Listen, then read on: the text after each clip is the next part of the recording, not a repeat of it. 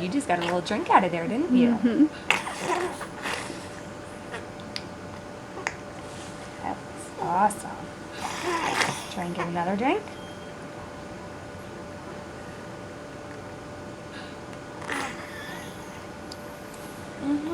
Yes. Yeah. What else? What else do you want to say? Around 19 weeks, Grady lost his amniotic fluid, so my water broke or there was a leak or a hole. So Grady essentially has very stiff lungs, and so he has a severe case of lung disease, the BPD. And then also Grady has brain bleeds, a grade 3 and a grade 4. So we were at a different hospital before we came here, and they didn't know about the inline Passy-Muir valve. And so when we were kind of talking before over the telephone with some folks from Nationwide to find out about the Passy-Muir, and they said, yeah, when he gets here, we'll be able to hear him talk, we'll have the Passy-Muir inline. And they're like, do you realize what kind of pressures he's at? Everybody was kind of like freaked out. I'm like, I know, I'm like, worried too, like, this will be exciting, but whatever, you know. I had never been able to hear Grady until he was about, 13 months old or 14 months old. And to have the Passy-Muir, I could hear him around the leak, but I never got to hear him cry, never got to hear him even talk. And it took him a while to start, saying or making noises, but ever since then, he's just, it's been amazing. So that part has been great. It's really been a blessing especially as a mom. To hear him speak, talk, and Getting louder and louder, aren't you? yeah. We wanted to focus more of our work too on developing communication skills, in particular verbal communication skills.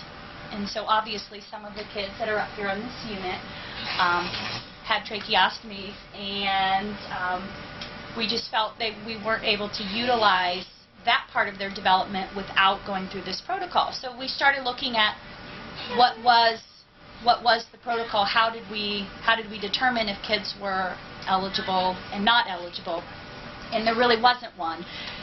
So then we got together with physicians, RT obviously, and you just met Leslie, and kind of got everybody's input and felt what was realistic for here and sort of where we wanted to go with it. So we just started writing things down, and this unit is for the kids diagnosed with BPD, bronchopulmonary dysplasia, primarily.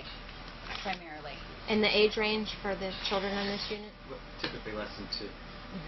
Although on average most of the kids are around term or preterm in corrected gestational age. But then periodically we have kids who have trachs. We always have at least a couple kids who have trachs. But our protocol says that we start testing them for Passy-Muir as soon as their trach is stabilized. Yeah. It initially says, 7 days post trach is that's the possibility after that first trach change, right? Is the goal. Obviously most of our kids through here are not cuffed, but obviously if there are, can they tolerate their cuff deflation? We did have a child who we did need to go through that whole process with.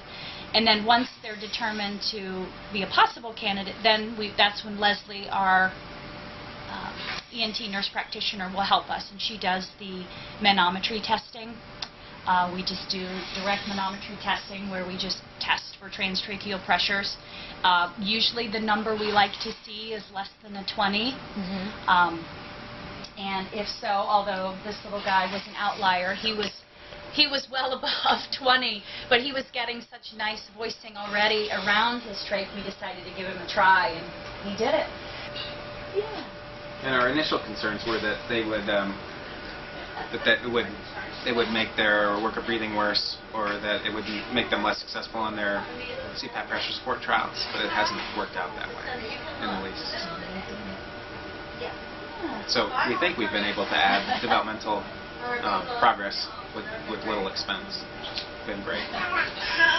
Well, with the Passy-Muir valve in line, it doesn't appear to affect any of our ventilator parameters. Being that he has such a large air leak, before we put the Passy-Muir valve in line, our ventilator is kind of used to not receiving those exhaled volumes because they tend to leak. And as you can see here, his peak pressures, we're on pressure ventilation, are at 57, and even with the valve in line, we are still able to achieve those peak pressures. It's not adding any resistance. He doesn't seem to notice any type of pressure loss or resistance from the Passy-Muir valve. You have to proceed with teaching them how to talk. You have to proceed with teaching them language, even when they are on significant ventilator support and so forth. So, no, we're believers. We quickly learn to emphasize the language component of their development. It's just you know, it's not the first thing you think of when you're working on getting kids to survive. But you know, we've spent so much time on development that this is a big part of it.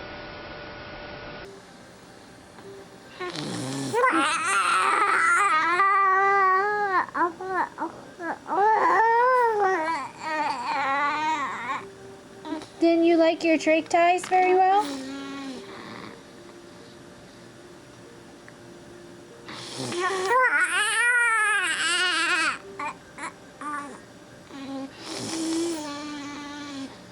Grady, you have to have those done every day. Yes, you do. You have to have your trach ties done every single day. Can't get so mad after them. Do you want to tell me some more stories? No, you don't.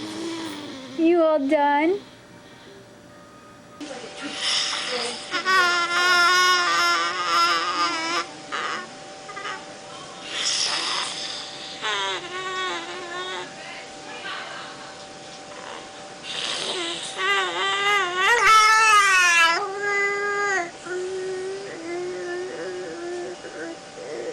Are you telling me about your teeth? Huh?